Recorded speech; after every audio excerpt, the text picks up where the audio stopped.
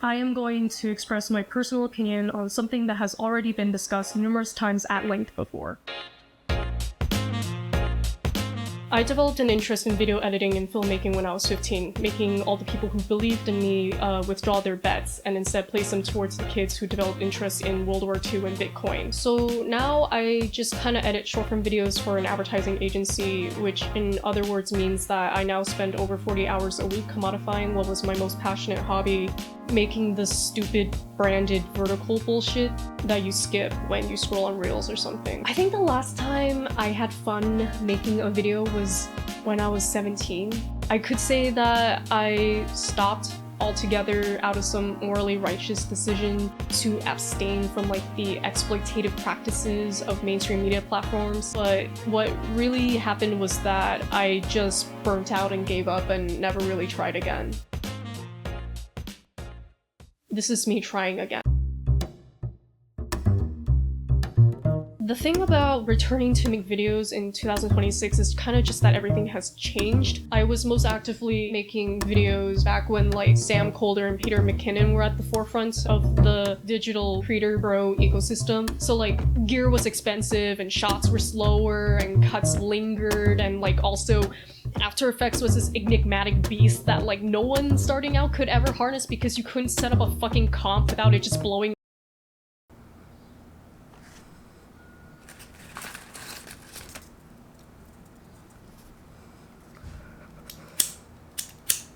Now it's kind of like none of that matters anymore. Anyone can edit, and it's easier now more than ever to edit.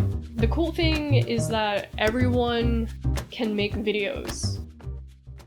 The fucked up thing is that everyone can make videos. You could be watching literally anything else right now. If I want you to see this, I have to compete for your attention, which means I also have to edit for your attention. So short-form editing is kind of driven by this idea that attention is finite, which it is, and attention is also difficult to retain. Keys jingle jangle. Did I set the magic word? The back rooms, okay.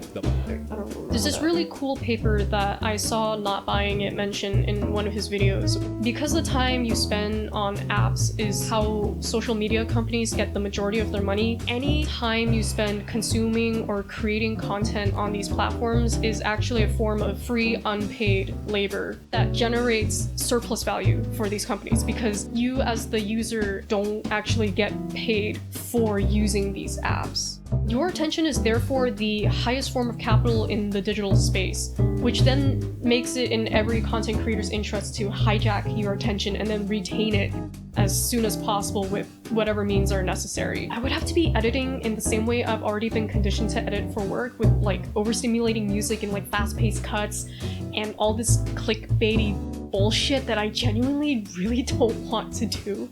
Because like A, I'm contrarian, and B, I am too fucking lazy to learn an entire new era of video editing trends. But also, most importantly, I just don't want to make something that's addicting. I don't want to force you to be addicted to something just to make myself feel better.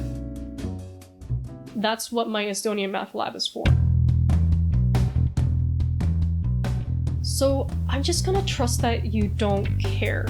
Because this is really only a problem if I care about convincing you to be here, but the thing is that you don't really actually have to be here.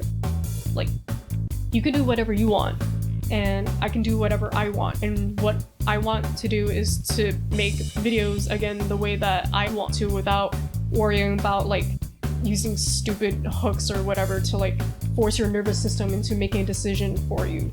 Just to prove that I'm not presumptuously closing myself off to what content creation is like these days, I'll just look up what's trending right now for posterity.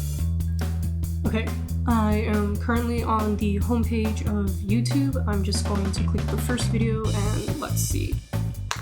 I just put these 100 US beat a one-stop drive directly into the Start the race war. Nope, can't do that. Nope.